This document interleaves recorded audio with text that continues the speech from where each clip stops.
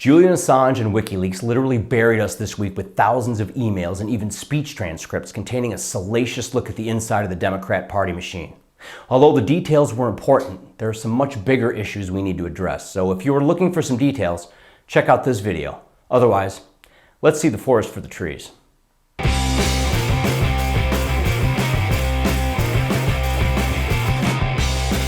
Hello again, fellow American citizens. Just the fact that you're here is proof enough that you are an informed citizen. Many Americans, although the number is dwindling, only get their news from the main news networks on television.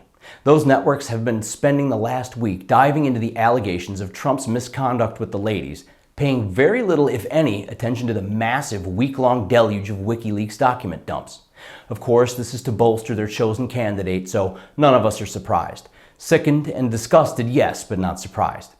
CNN has actually gone so far as to say that it is illegal for citizens to view the Wikileaks documents. Only the press is allowed to see them.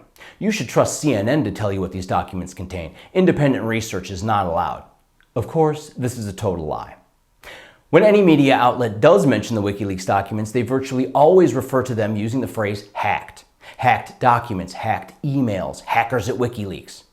This phrase exudes provocative imagery, and we picture someone hunched over a keyboard in a darkened room trying to gain access to a restricted computer, much like the titular character in the USA Network series Mr. Robot. A computer geek trying to exploit operating systems or network bugs, or using a brute force attack to determine a password. We view these people as outside of the mainstream, people on the fringe, and we think of them as criminals. But since the very beginning, I've postulated that Wikileaks did not get these documents from such hackers. I've always believed there was someone on the inside of the Democrat Party that was disgusted by what they saw and wanted to expose the truth behind this corrupt machine. After all, most Democrats falsely believe that the left is on the side of the little guy, while Republicans only want to exploit them and protect the rich. When some young college student who wholeheartedly believes this fallacy gets a look behind the scenes and discovers the deviousness and rampant corruption that infects the Democrat Party, it's no surprise that they would become disgusted and wish to expose them to the American people for what they truly are. When Seth Rich, a 27-year-old Clinton campaign worker, was suspiciously murdered in the middle of the night in a supposed robbery in which nothing was stolen, Julian Assange offered a $20,000 reward for information regarding the perpetrator in his murder. There was much speculation that perhaps Seth Rich was Wikileaks' inside man in some of these email leaks, and Julian Assange suggested as such, but didn't actually confirm. Still, the fact that he offered a reward is wildly suspicious. But when it comes to placing blame, the White House goes a step further. Not only do they say hackers are responsible, they say hackers sponsored by the Russian government. But exactly what evidence is there that Russia is behind these supposed attacks? The US government has provided zero evidence behind why they are accusing Russia of purposely trying to derail the Clinton campaign, and yet that is exactly what they are accusing them of doing. And now our idiot president is actually publicly declaring that we are about to launch a cyber war against Russia. What the hell is going on? Does this moron's stupidity know no bounds? Why would you launch any kind of war against such a powerful country with no evidence? And why would you announce it beforehand? Of course, this is to assume that the US isn't constantly trying to gain access to Russian computer networks for the purpose of international espionage. Please. This public escalation of aggression against Russia is terrifying. Would Barack actually go this far to distract the public from the contents of these documents? Of course he would.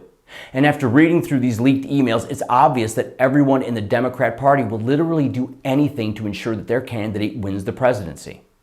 The specific details within these documents are damning, showing a level of corruption and manipulation that we have always knew existed, but of which we now have concrete proof. And please, before we're told these documents are forgeries, remember that Wikileaks has a perfect track record over the last 10 years of producing 100% authentic documents. Looking at the actual source code behind these emails, it would be virtually impossible to manufacture all this information for thousands upon thousands of emails. These are the real deal.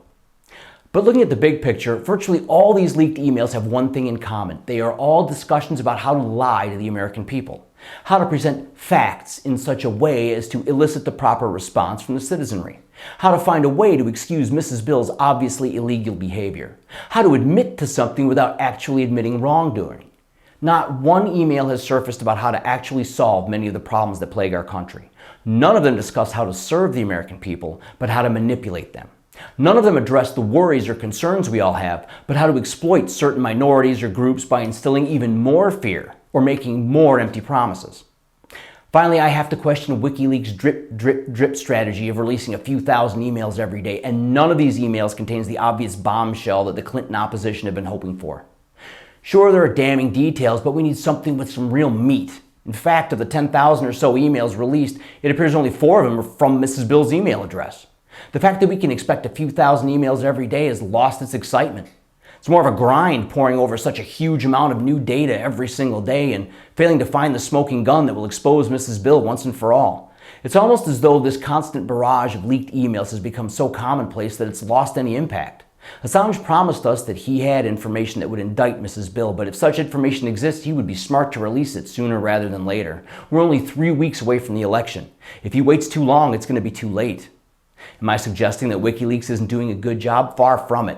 They are making this administration and Mrs. Bill's campaign the most transparent in U.S. history. And hopefully, the American people are paying attention and seeing just how Washington, D.C. really operates.